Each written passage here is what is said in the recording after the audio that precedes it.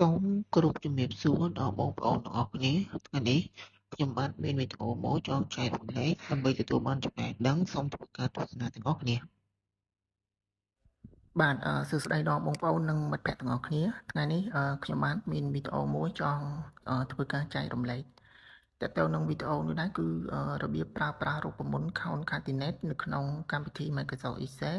ដើម្បីភ្ជាប់នាមត្រកូលនិងនាមខ្លួនអញ្ចឹងដើម្បីធ្វើការកិច្ចការងារនេះបានបងប្អូនត្រូវមានកម្មវិធី Excel ដើម្បីធ្វើការបញ្ចូលនៅនាមត្រកូលនិងនាមខ្លួនអញ្ចឹងខ្ញុំបាទនឹងធ្វើការឧទាហរណ៍ដើម្បីបង្ហាញជូនដល់បងប្អូននិងមិត្តភក្តិទាំងអស់គ្នាអំពីរបៀបភ្ជាប់នាមត្រកូលនិងនាមខ្លួនអញ្ចឹងឧទាហរណ៍ខាងក្រោមគឺខ្ញុំនឹងធ្វើការកំណត់នៅឈ្មោះអញ្ចឹងបងប្អូនអាចធ្វើការរងចាំខ្ញុំនឹងបង្ហាញអំពីឈ្មោះដើម្បីធ្វើការភ្ជាប់នាមត្រកូលនិងនាមខ្លួនបាទបន្តមកទៀតនេះគឺជាឈ្មោះដែលខ្ញុំកំណត់គឺទី1គឺឈ្មោះឃីមកុសលទី2គឺឈ្មោះ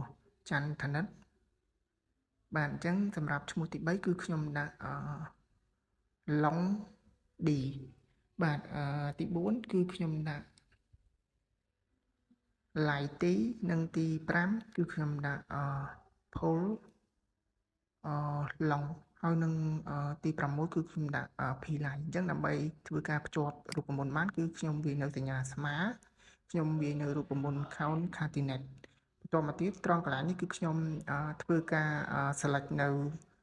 រូបមន្តខាងក្រោម Concatenate បន្តមកទៀតគឺខ្ញុំដាក់សញ្ញាអញប្រកាសដែលជាទូទៅគឺយើងពាក្យខ្មែរគឺយើងហៅថាថ្មិញកណ្ដាល2បន្តមកទៀតគឺខ្ញុំធ្វើការcomma ខ្ញុំ select លើនាមត្រកូលបន្តមកទៀតគឺខ្ញុំ comma គឺខ្ញុំដាក់សញ្ញាអញប្រកាសហើយខ្ញុំធ្វើការ comma ហើយខ្ញុំ select នៅលើនាមខ្លួនបន្តមកទៀតគឺខ្ញុំធ្វើការបិទនៅវងកញ្ចក់អញ្ចឹងគឺខ្ញុំធ្វើការអុសចុះក្រោមអញ្ចឹង